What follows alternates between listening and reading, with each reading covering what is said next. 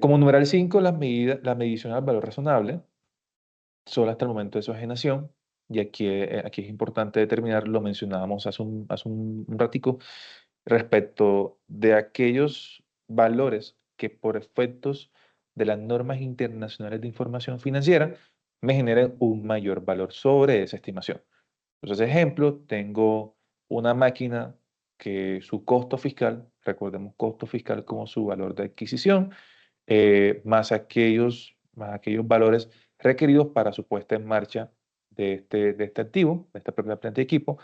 Eh, no, recordemos, aquí hago la claridad, recordemos que nuestro valor de adquisición para los efectos de propiedad, planta y equipo no solamente va a ser el valor por medio del cual nos fue vendido ese activo, sino también serán necesarios agregarles a ese valor todas aquellas partidas necesarias que nos pongan en funcionamiento el activo, las instalaciones, aquellos accesorios adicionales que no vienen en conjunto en ese activo.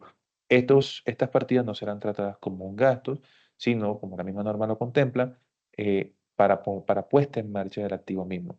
Entonces, bien, como tenemos todas estas partidas, nos reúne un costo fiscal y ese costo fiscal va a perdurar a lo largo de la vida útil de este activo, salvo los ajustes por VTs que se puedan generar.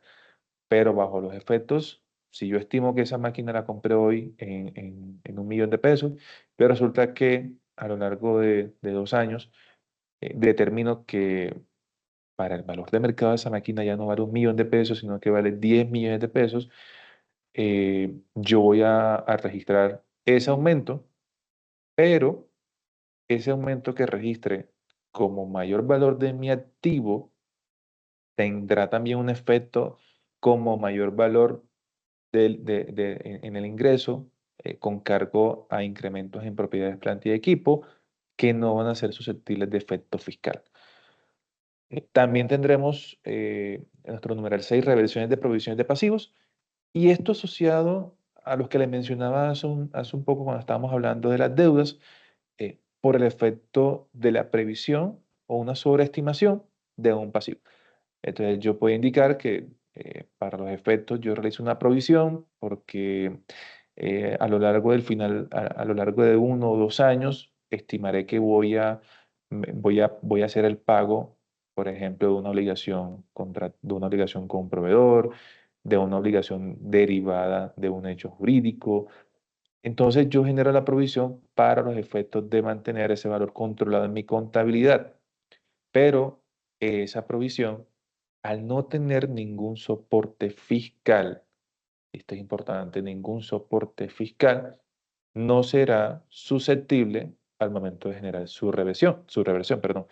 Porque si cuando lo generé no tuvo ningún efecto fiscal porque no cumplía con los requisitos de legalidad para poder registrarlo como un gasto deducible propiamente, y si a lo largo del año, de los 2 años, yo determino que ya esa provisión no la voy a generar, no se me va a realizar, entonces yo procedo a revertirla. Pero recordemos que por el efecto causación, yo no puedo entrar a revertir un gasto propiamente, sino que reconozco un ingreso y lo reconozco como una reversión de la provisión propiamente.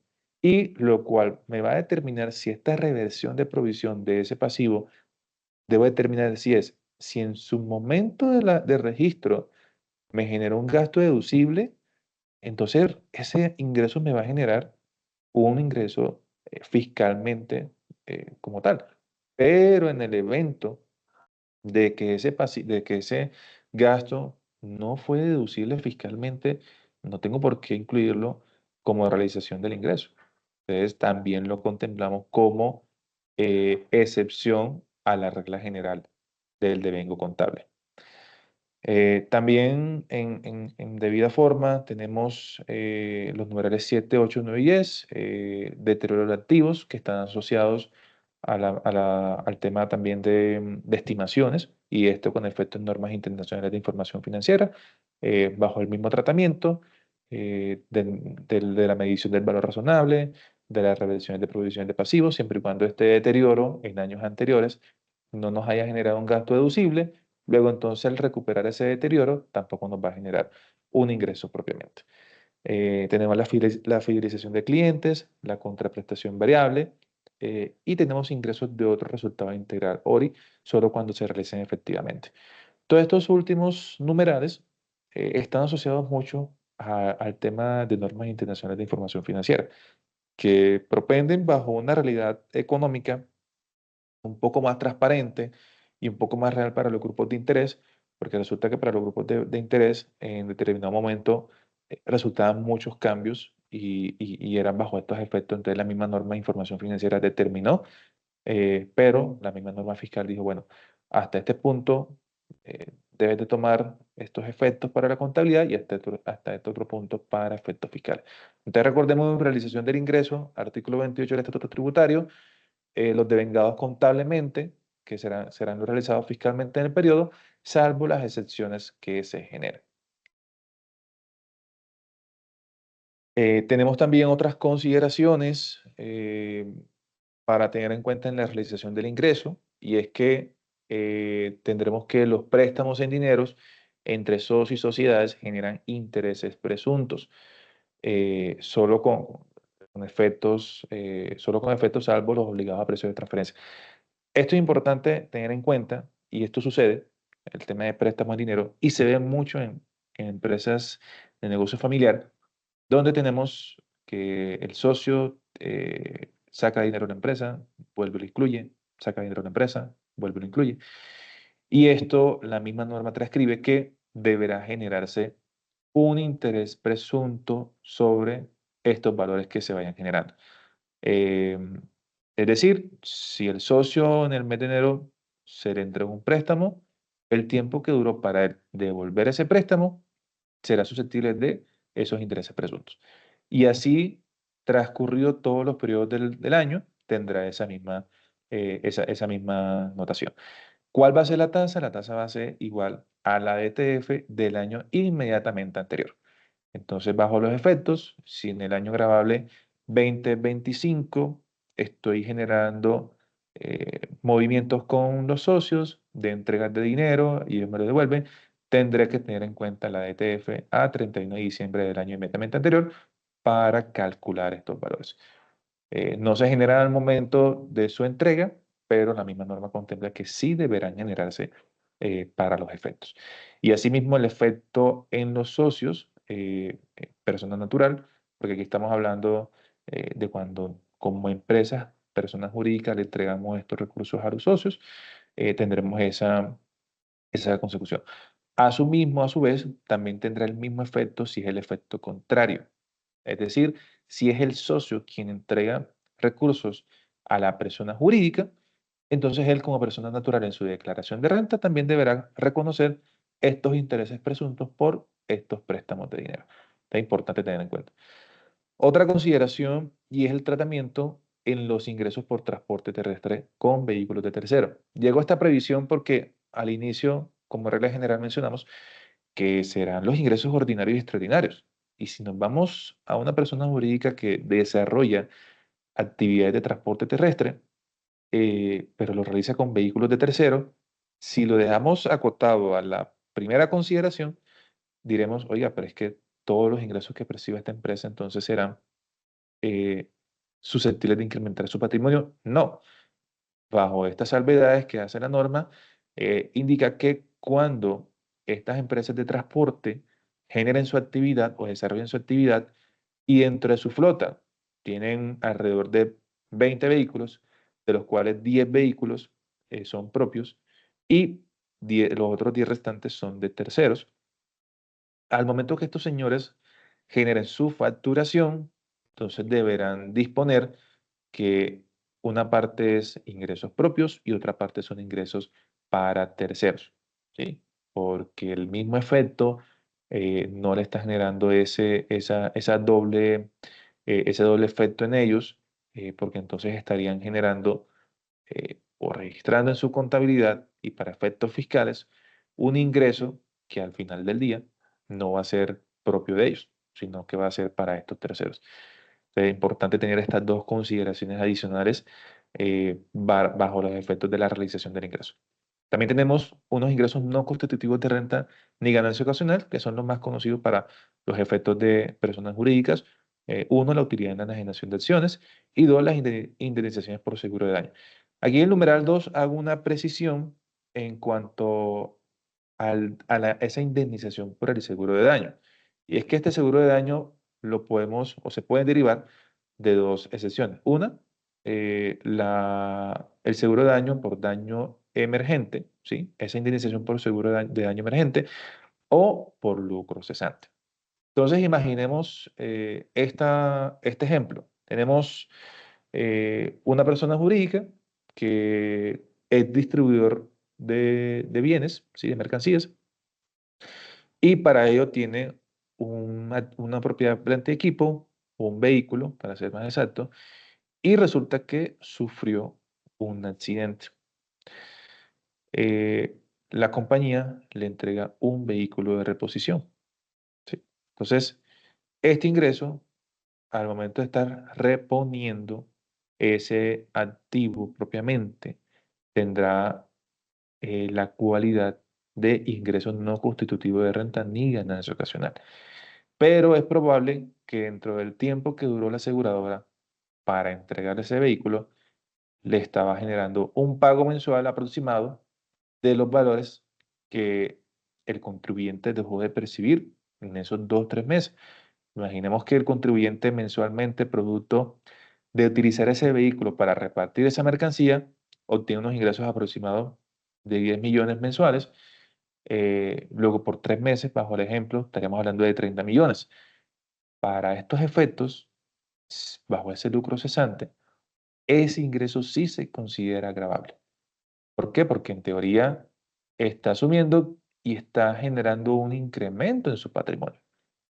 Luego, entonces, bajo la primera premisa, esos valores que le está entregando la aseguradora se lo está entregando a título de una reposición de su bien, de su activo propiamente, para los efectos. Entonces, aquí es importante que tengamos esta consideración cuando hablamos de indemnizaciones por seguro de daño. Bien, entonces, continuando con nuestra depuración, tenemos lo que es costo y deducciones. Bajo su realización, parte del mismo o de la misma regla general. Al igual que los ingresos, serán los devengados contablemente y serán los realizados fiscalmente del periodo. Si miramos las excepciones, son similares a las contenidas en la realización de ingresos. No del todo, pero sí tiene o guarda una relación entre las mismas. Entonces, por ejemplo, encontramos que los deterioros de inventarios, eh, solo hasta el momento de su enajenación, perdón, los intereses implícitos, el efecto contrario al cual hablábamos. Entonces yo, como contribuyente, le genero un pago a mi proveedor, pero de ese pago mi proveedor me dice, bueno, de esos 110 que te estaba facturando, la factura dice 100, pero me vas a pagar 110. La factura dice 100 y el costo va a ir aludido a ese valor. En dado caso, será su valor nominal propiamente. No va a ser 100, porque entonces ahí estaríamos entrando en una contravía de lo que está reportando el otro contribuyente. Entonces, para los efectos, tendrá el efecto contrario de lo indicado en la realización de los ingresos. Lo mismo para las medidas al valor razonable al momento de su asignación. Los costos por provisiones de obligaciones de monto o fecha inciertos, cuando les hablaba de esa reversión de ese pasivo, producto de las provisiones que no hayan sido deducibles fiscalmente. Luego, entonces, este costo o esta deducción, si no tiene los requisitos para poder ser deducible fiscalmente, entonces no nos va a generar ese efecto propiamente. Costo por actualización de pasivos estimados, es decir, tengo un pasivo, una provisión propiamente, podemos también traer a colación el mismo ejemplo de la provisión, y le hago una actualización de ese pasivo producto de una sobreestimación del mismo, sobre cambios. Si tengo inclusive un pasivo en moneda extranjera, tengo una sobreestimación por cambios en la tasa representativa del mercado. Entonces ahí voy a hacer una actualización de ese pasivo Luego, entonces, como no tengo la certeza y no cumple con las reglas generales, no voy a propiamente generar un costo o deducción fiscalmente deducible. Lo mismo pasa con el deterioro de activos, con los costos de otro resultado integral, solo cuando se realicen efectivamente y cumplan con los requisitos que ya más adelante vamos a ver de necesidad, causalidad y proporcionalidad. Todo esto enfocado en ello. También como hablábamos de esos ingresos productos del método de participación patrimonial, no se tendrán en cuenta, pues acá también en este devengo tampoco se tendrán en cuenta para efectos fiscales. También no serán incluidos como deducibles fiscalmente, o no serán realizados fiscalmente el impuesto de renta y complementarios y los no comprendidos en el artículo 115. Recordemos que el artículo 115 del estatuto eh, contiene que los impuestos pagados en la actividad generadora de renta. Entonces aquí hacemos alusión, por ejemplo, los que tengan vehículos, contribuyentes, personas jurídicas que tengan vehículos para desarrollar su actividad. Es una empresa de transporte y el impuesto de vehículos que se derive de esa actividad será deducible fiscalmente. El impuesto de industria y comercio, recordemos que en años anteriores el impuesto de industria y comercio tenía un tratamiento distinto, el 50% era descuento tributario, ya para los efectos presentes, industria y comercio termina siendo deducible al 100% fiscalmente. También recordemos que dentro de este 115 encontramos el gravamen a los movimientos financieros, que solo será el 50% deducible fiscalmente, indistintamente de la relación de causalidad que tenga con la actividad generadora de renta. También tendremos lo que es las multas, sanciones e intereses moratorios, no serán realizados a la luz de los costos y deducciones.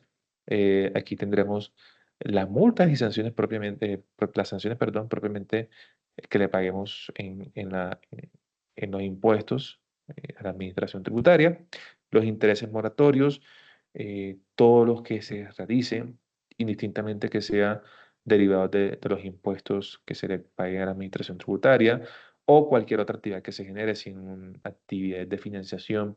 Yo como contribuyente me demoré en pagar esa obligación, tendré unos intereses moratorios los cuales no serán deducibles fiscalmente. Si demoré en pagar los aportes para fiscales y me genera un cobro de intereses moratorios, no serán deducibles fiscalmente, indistintamente de que esos intereses moratorios se deriven de mi actividad, de mis costos y deducciones que sean propios de mi actividad generadora de renta, no serán deducibles fiscalmente. Entonces es importante tener esto muy en cuenta.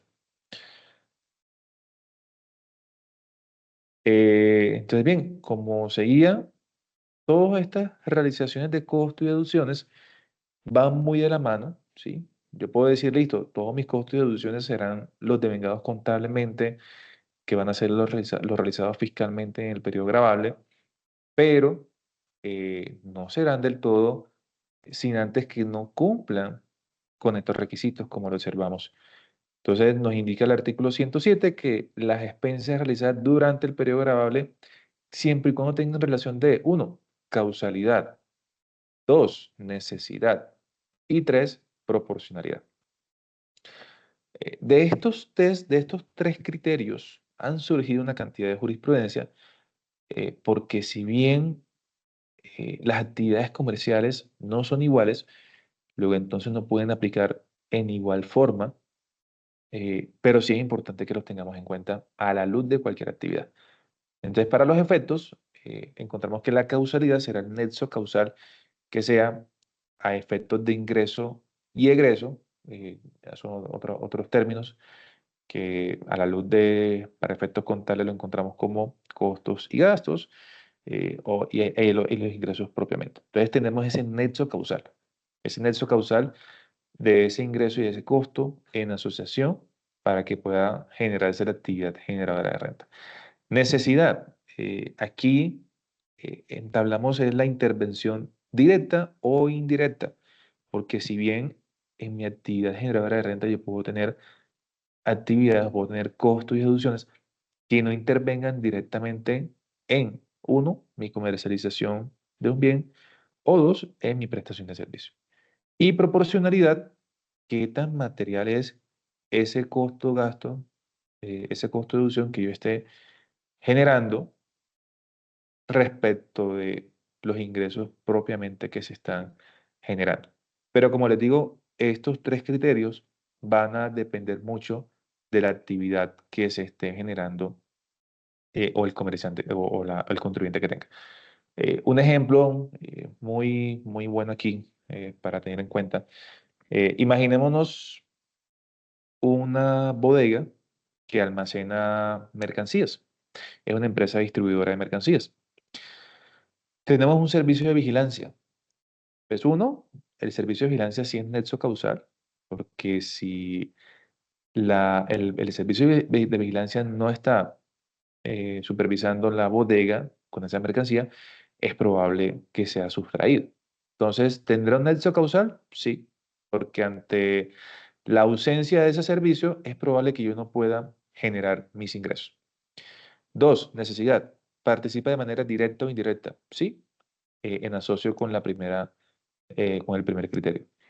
Y aquí sí en tres ya viene un valor muy determinante y va a ser muy de materialidad respecto de los valores que yo esté generando como ingreso. Ya que aquí a qué hago alusión. Imaginemos que la mercancía que tenemos almacenada en esa bodega tiene un valor estimado de 100 millones de pesos. Al momento de yo vender esa mercancía, ese es el ingreso que voy a generar. Resulta que esa mercancía tiene un ciclo también, un ciclo de ventas de un mes. Y resulta que por el mismo mes yo estoy pagando alrededor de unos 150 millones en servicio de vigilancia. ¿Será proporcional? No. Y aquí es donde juega muy la materialidad del asunto por mis ingresos que yo esté generando. Y es un factor muy determinante al momento que como administración tributaria determinemos si un costo de deducción es proporcional a la generación de ingresos que se estén presentando en ese periodo grabable. Entonces es importante también eso. Costos y gastos, o otros costos y gastos a favor de vinculados no contribuyentes del impuesto de renta. Es decir, si como yo como contribuyente, persona jurídica, tengo relación de costos y gastos vinculados económicos, pero estos vinculados económicos no son contribuyentes, entonces no serán procedentes fiscalmente. Asimismo, tendré también unos costos y gastos derivados de relación laboral, pero que deben de cumplir con ciertos requisitos, ¿sí?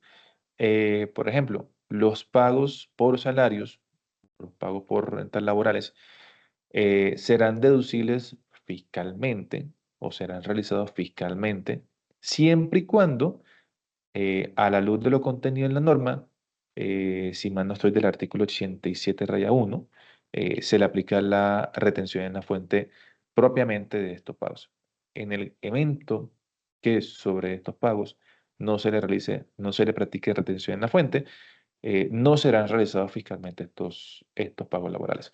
Asimismo, también que tengan el cumplimiento sobre el ingreso base de cotización que sea acorde a estos valores en cuanto a los aportes parafiscales que se estén generando propiamente. También como otras consideraciones debemos tener en cuenta en el evento en que como contribuyentes tengamos operaciones con proveedores que estén en el exterior. Entonces, estos costos y gastos en que incurramos tendrán que estar sometidos al pago de la retención en la fuente, salvo normas expresas que contemplen lo contrario, pero en dado caso, al no practicar la retención en la fuente, y aquí ya viene un tema de si el ingreso que se está generando para ese otro contribuyente es un ingreso de fuente nacional o de fuente extranjera. Entonces, bajo los efectos, yo como contribuyente, persona jurídica, voy a generar ese costo o deducción, lo voy a realizar fiscalmente, deberá practicarle la retención en la fuente de los artículos 407 al 411 en adelante. Si no lo practico, entonces estos costos estarán limitados al 15% de la renta líquida. Te importa tener en cuenta eso. Asimismo, estos costos deberán también estar probados a través de los intermediarios del mercado financiero. Entonces, es decir, que estén bancarizados. También, como punto importante, los contratos de importación de tecnología, patentes y marcas deberán registrar estos contratos dentro de los 6 meses siguientes a su suscripción ante la Administración Tributaria para tener ese registro correspondiente. Medios de pago para aceptación de costos y deducciones, pasivos e impuestos descontables. No olvidemos que el límite por unidad es de 100 VTs. Estamos hablando de que a la VT de hoy estamos en 49.799, si mal no estoy. Estamos hablando de unos 4 millones, no, casi 5 millones de ese limitante. Entonces es importante el tema de de la bancarización de todos estos pagos que estemos realizando. Y ya, por último, conociendo parte de esa depuración, eh, cómo se compone nuestra estructura de nuestro formulario de declaración de renta para personas jurídicas, entonces tendremos ya de primera mano una depuración del patrimonio, una depuración de las deudas que nos va a generar nuestro patrimonio líquido. Tendremos ya una depuración de los ingresos, costos y deducciones que se han realizado fiscalmente, que si bien parten de la regla del devengo contable, tendrán unas excepciones conforme lo dispone la norma. Cuando ya tengamos esa depuración, entraremos a lo que es la determinación de la renta líquida y que conforme al artículo 178 del Estatuto Tributario, indica que se constituye por la renta líquida, perdón, se constituye por la renta bruta, menos las deducciones que tengan relación de causalidad eh, y los demás criterios que hablamos anteriormente, proporcionalidad y necesidad. Esta renta líquida es renta gravable y a ella se le aplican las otras tarifas. Y por eso les indicaba al principio de la presentación que estará asociada a otras adiciones que nos van a permitir tener una mayor fuente de información por la cual va a servir de base para aplicar la tarifa correspondiente. Entonces, bajo los efectos, tendremos una primera renta líquida que va a estar precedida por una depuración de ingresos menos costos y deducciones, y que para estos efectos, uno, se le va a adicionar la renta por recuperación de deducciones. ¿Pero qué es esto de la renta por recuperación de deducciones? Recordemos que esta renta está en asocio cuando generamos, y aquí particularmente lo vamos a explicar a manera de ejemplo para entenderlo de mejor manera. Tenemos una propiedad, planta y equipo, el cual veníamos depreciando por 2 años, y resulta que en X periodo, antes de su depreciación final, yo realicé la venta de esa propiedad, planta y equipo. Cuando yo realizo esa venta, determino entonces su costo fiscal, y no olvidemos que el costo fiscal del activo será su valor de adquisición menos las depreciaciones que se hayan realizado. Entonces, ese costo de ese activo, en su momento, tendré el ingreso de esa venta menos ese costo de ese activo, tendré una utilidad en la venta de ese activo fijo. Que recordemos bien que si supera la posesión por más de los 2 años, le daré el tratamiento de ganancia ocasional, y si está menor de los 2 años, le daré el tratamiento de renta líquida. Pero bajo los efectos, tendríamos 3 años con ese activo, con esa propia planta de equipo, y al momento de hacer esa venta y determiné una utilidad en la ganancia ocasional, primero, antes de calcular directamente esa ganancia ocasional, deberé realizar la renta por recuperación de deducción. Y eso es no más que de esa utilidad que estoy obteniendo, una parte se va por la depreciación que haya generado, eh, se haya generado por el tiempo que ese activo duró en mi posesión.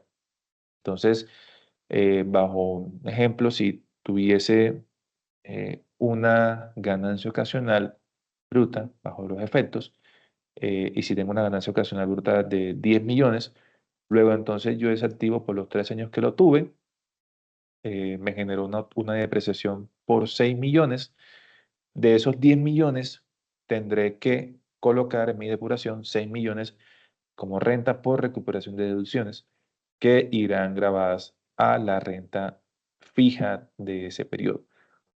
Luego entonces, cuando yo calcule la ganancia ocasional de mi venta, de la venta de ese activo, tendré de esos 10 millones de utilidad en esa ganancia ocasional, 6 como exentas porque ya están grabadas, que para este caso el 35%, y tendré los 4 millones restantes grabadas al 15%, que es la tarifa de renta de ganancia ocasional hoy presente. Ese cálculo que yo allí armonice se sumará a la depuración ordinaria, que serán los ingresos menos costos y deducciones. Pero también tendremos unas rentas exentas que por norma expresa estarán así tipificadas. Por ejemplo, el- bajo el efecto tenemos las compañías holding.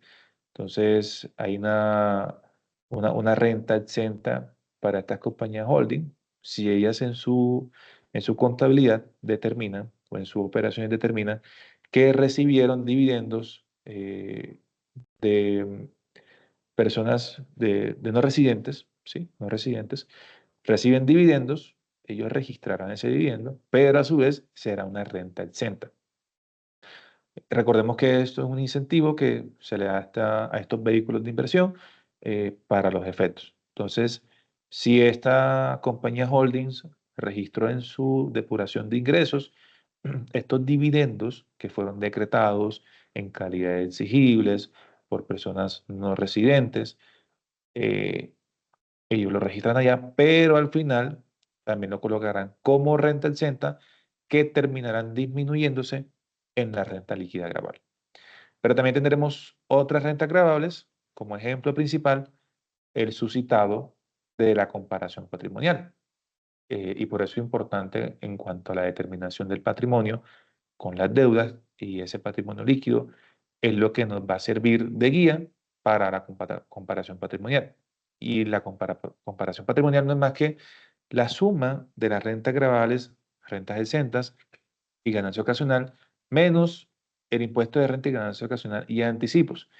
Y la diferencia que se genere entre el patrimonio líquido de la vigencia fiscal propiamente y de la vigencia anterior no puede estar por encima de esa sumatoria, porque bajo los efectos, a menos que esté justificado claramente, porque si bajo los efectos mi renta líquida fue de 100 millones, mi patrimonio líquido de un año a otro no pudo aumentar más de esos 100 millones, salvo lo tenga justificado. ¿Sí? Entonces, a menos que no lo tenga justificado, este valor no puede superar estos topes. En el caso de que se evidencie un mayor valor para los efectos de comparación patrimonial, entonces, al momento de la persona jurídica, deberá registrar como renta gravable ese mayor valor que no esté justificado, ¿sí? Para los efectos. No irá como renta líquida ordinaria, sino que irá como renta gravable y el cual hará parte de la renta líquida gravable, la cual servirá de base para aplicar la tarifa correspondiente. Ya adentrándonos, entonces ya pasamos lo que es la depuración de costos y deducciones, la depuración de ingresos, la depuración de rentas, de otras rentas gravables. Ya nos encontramos entonces en la aplicación de la base, de la base gravable a la cual le vamos a aplicar la tarifa correspondiente. Eso nos va a dar un impuesto de renta. Pero este impuesto de renta no es el que nos va a determinar nuestro pago final, ¿sí? Porque sobre este pago tendremos algo que ya podemos llamar como un crédito fiscal o una cuenta corriente fiscal, que va a estar o aumentada o disminuida por ciertas partidas, como encontramos en primera instancia los descuentos tributarios, que podemos observar estarán compuestos de donaciones, las cuales vemos contenidas en el artículo 252, 257 raya 1, 126 raya 2, 125 y 1.26 Regla 5 del estatuto tributario. Esto básicamente son entidades sin ánimo de lucro, donaciones que se le hagan a estas entidades, becas por impuestos, Corporación General Gustavo Matamoros, Red Nacional de Bibliotecas y Parques Naturales. Cuando tengamos estas donaciones, la misma norma contemplará una limitación de estas donaciones, que bajo estrictamente la norma contempla el 25%. Eh, en cuanto al tema de inversiones, hay algunas excepciones, sí. Por ejemplo, la corporación, cuando se hace eh, cuando se hace una donación a la Corporación General Gustavo Matamoros, el valor de la donación, del valor que se hace, termina siendo el 125% del valor de la donación. Pero igual ese 125% estará sujeto a este 25%. Cuando hablamos de las excepciones, que también pueden contener como descuento tributario, encontramos las inversiones, sobre todo en investigación, desarrollo tecnológico e innovación, o mejoramiento del medio ambiente. Particularmente, estas pueden tener unas excepciones y no podrán estar limitadas al 25%, sino al 30%.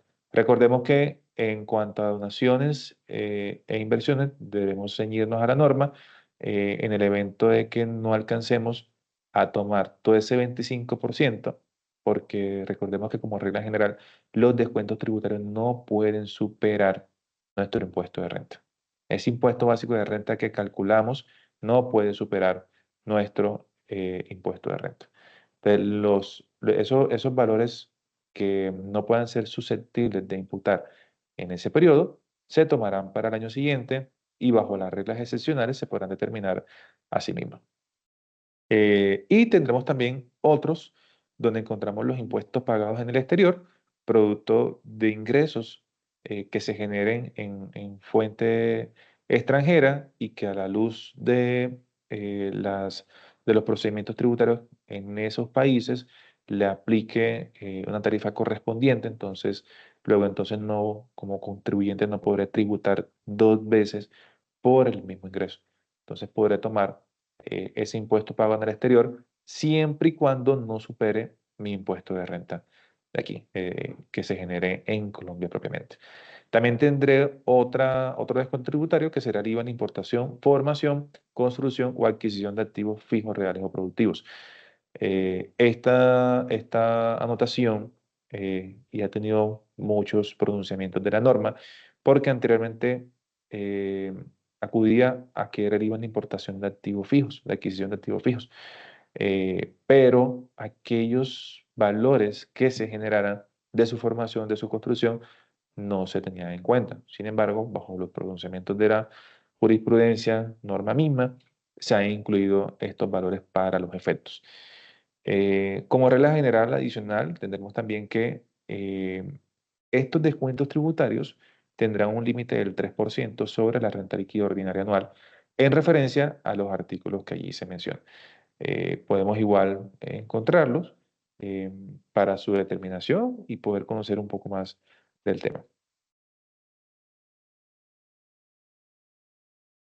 Otros componentes que también están acorde a mi cuenta corriente de impuestos, llamémoslo así, es que, como les decía, mi impuesto de renta no solamente va a ser la base que tenga y la tarifa que le voy a aplicar, sino también lo convenido por los anticipos de renta, es decir, el anticipo gravable, el anticipo de renta del año gravable anterior restaba al valor de renta, al impuesto de renta de ese periodo, más el anticipo de renta que se calcule para el año siguiente, bajo las normas que están precedidas.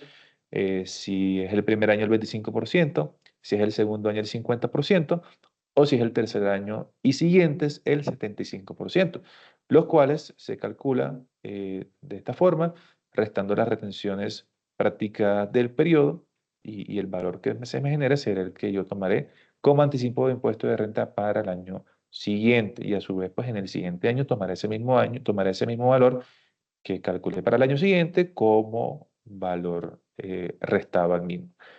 También tendremos las retenciones, la parte de retenciones que estará precedida por las autorretenciones, que estas autorretenciones tendrán dos derivaciones. Una las autorretenciones que por resolución disponga como autorretenedor por las tarifas generales del 2,5, del 4%, del 11%, o las autorretenciones especiales por los exonerados de aportes para fiscales. Entonces, ya allí, de acuerdo a la actividad económica que realice, asimismo tendrá unas particularidades, una tarifa diferente. Por ejemplo, si eh, genera una actividad de ganadería, por ejemplo, tendré una tarifa del 5,5 por mil, o si tendré del 5,5%, perdón, del 0,55%, perdón, y si tengo una actividad, por ejemplo, de instalaciones eléctricas, tendré una tarifa del 1,1%, distinta a la autorretención ordinaria que procede mediante resolución. Tengamos esa particularidad. Y el valor de otras retenciones, que estará precedido por las retenciones a título de renta que me practiquen por los abonos, por los pagos y abonos en cuenta que me realicen. Y por último, las sanciones por extemporaneidad o corrección que se me generen, o aquellas distintas que se me generen en el procedimiento tributario que esté acotando. Esos componentes adicionales a los descuentos tributarios, adicionales a la tarifa básica de impuesto de renta, tendrán o me darán componentes de mi impuesto de renta. No obstante, y no sin obviar, lo último que nos pudo traer la última reforma tributaria, que fue el tema de la tasa mínima de tributación, que bajo los efectos no podrá ser inferior al 15%. Y en el efecto en que esto sea inferior al 15%, deberé eh, adicionarle ese valor correspondiente. Eh, Como último, parte de la presentación, traer a colación los últimos cambios normativos que trajo de cara a la Ley 2277 del 2022, donde, pues, para efectos de la persona de personas jurídicas, situándonos puntualmente o lo que compete más al rango más amplio de personas jurídicas, que es la tasa mínima de tributación, la cual no, como les indiqué, no debe ser inferior al 15%. Pero ya un poco más de fondo, la ganancia ocasional el 15%. Eh, Hay un tema y es los cambios que también tuvo en cuanto a la tarifa de dividendos para sociedades extranjeras y demás. Entonces, esto en comentos se los traigo a colación para conocer un poco de los cambios que tuvo frente a la ley 2277 de cara a las próximas previsiones que podamos tener en cuanto a los cambios normativos que implique, como les indiqué al principio de la presentación, tanto personas jurídicas como para personas naturales. Que si bien se está tratando de encasillar a cambiar los cambios en cuanto a personas jurídicas, no obstante, también es importante que ambos universos contribuyan de forma óptima al Estado colombiano. Por último, que no me cargo ahora aquí, quería mostrarles, aquí básicamente en este ejercicio, lo que les quería mostrar era un ejemplo de cómo podemos traer a colación eh, toda la información contenida de esos bienes apreciables en dinero, bienes y derechos apreciables en dinero, las deudas propiamente, eh, todo el componente que tenemos en nuestro patrimonio. eh, Tenemos aquí, por ejemplo, lo que es efectivo equivalente, inversiones, todo lo que mencionamos anteriormente. Tenemos aquí contenido en nuestro patrimonio bruto, que deberán ser registrados a su costo fiscal como regla general. Luego también entonces tendremos nuestros pasivos, que también deberán estar regidos bajo la misma previsión. Nuestro patrimonio líquido, que les informé de cuán importante era para los efectos de determinar la comparación patrimonial. Por acá, asimismo, la depuración de los ingresos. Entonces, podemos tener distintas fuentes de ingresos. Entonces, aquí bajo el formulario lo decanta en ingresos de actividades ordinarias, ingresos financieros, un gran cúmulo de dividendos, pero por los cambios a nivel normativo que ha tenido los dividendos a lo largo de los últimos años. Y otros ingresos que no sean ni actividades ordinarias, ni financieros, ni de dividendos, sino los residuales. También tendremos las devoluciones y rebajas en descuentos, productos de devoluciones que se entreguen en cuanto a bienes y mercancías o de servicios propiamente. Y por último, ingresos no constitutivos de renta. Eso nos va a dar los ingresos netos que llamaremos como los ingresos ordinarios y extraordinarios, que van a ser susceptibles de generar un incremento patrimonial. Luego tendremos costos, en la parte de costos y deducciones, donde también los tenemos organizados por costos, gastos de administración, gastos de distribución y ventas, gastos financieros y otros residuales que no encajen dentro de las casillas 62, 63, 64 y 65 respectivamente, pero que si bien cumplan con el principio del devengo contable para que sean realizados fiscalmente y que no se encuentren bajo las excepciones previstas. Por último, acá tenemos ya en esta depuración, en la depuración de la renta líquida ordinaria del ejercicio, lo que le comentaba de esa renta por recuperación de deducciones, que si bien aquí particularmente les explico más puntualmente el ejercicio, observemos que aquí en la determinación de la ganancia ocasional tenemos entonces unos ingresos por 587.441.000, costos por 432.973.000, y colocamos de esa ganancia ocasional gravable, restamos estos 66.471.000 que los voy a colocar acá como renta por recuperación de deducciones.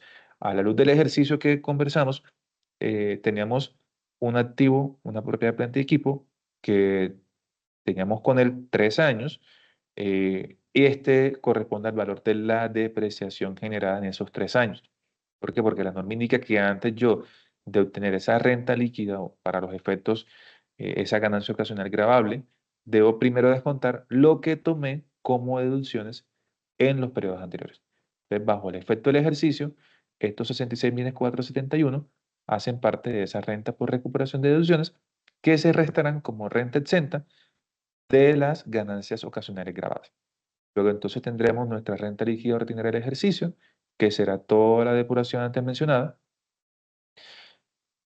y que tendremos eso lo que nos va junto con la renta exenta, que propiamente y aquí también traigo el ejercicio.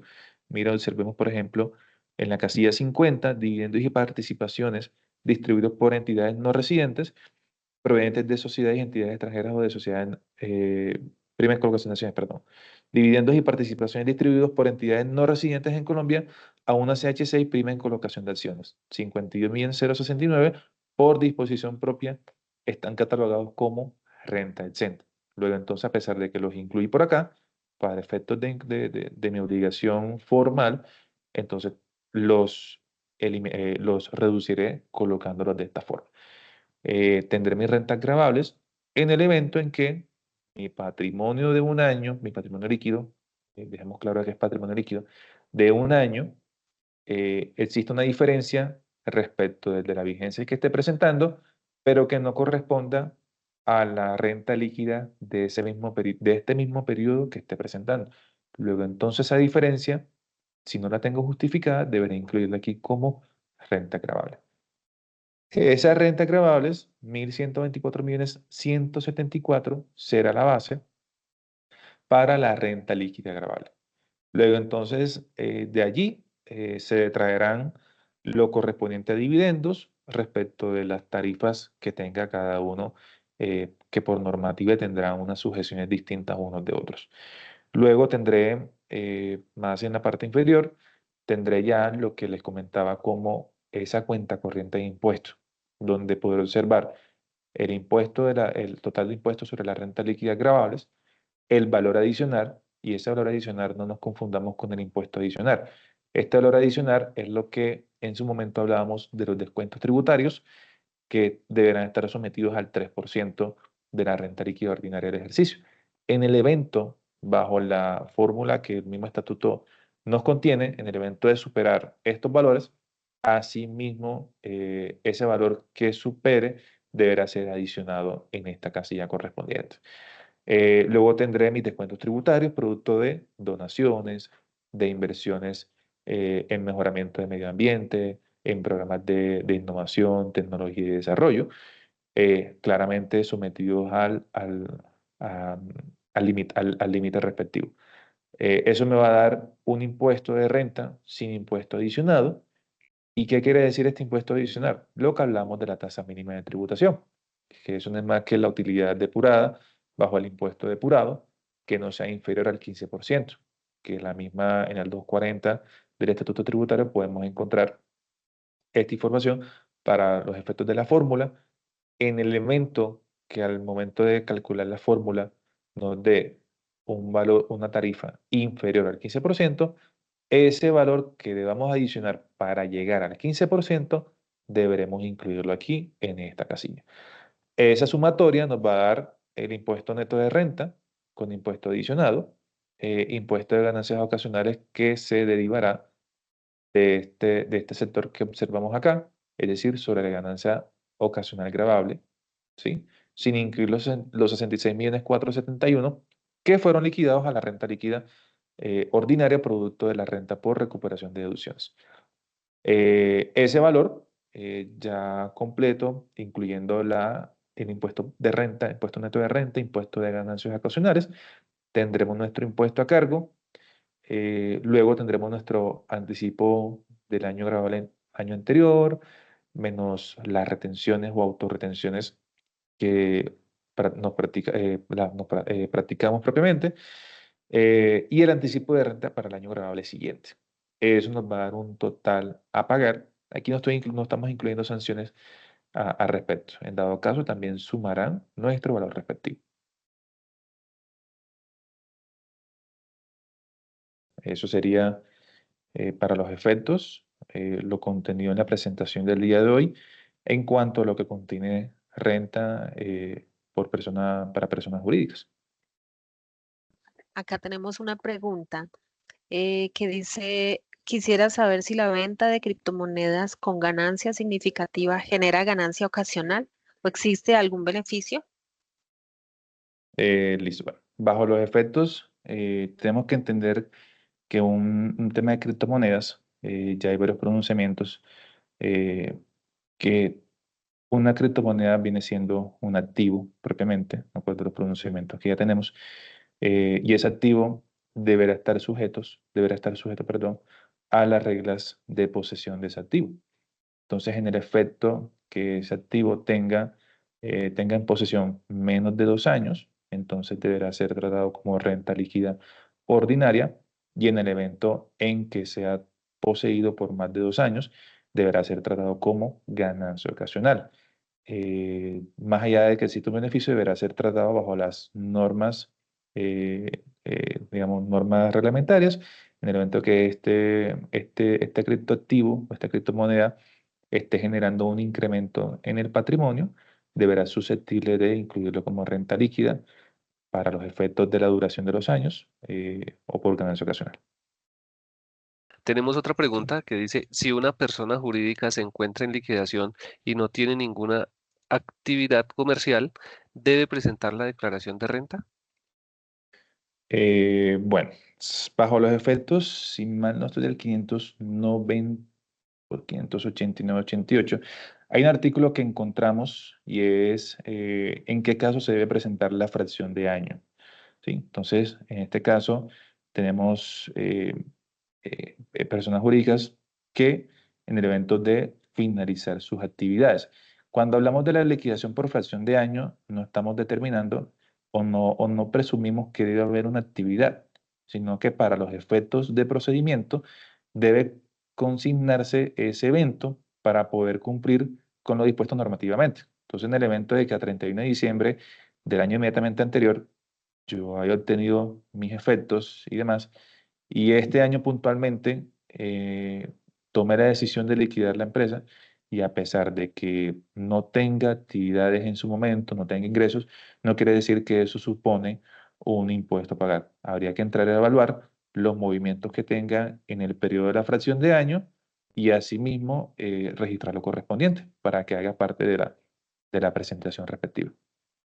Bueno, muchas gracias al doctor García por la capacitación.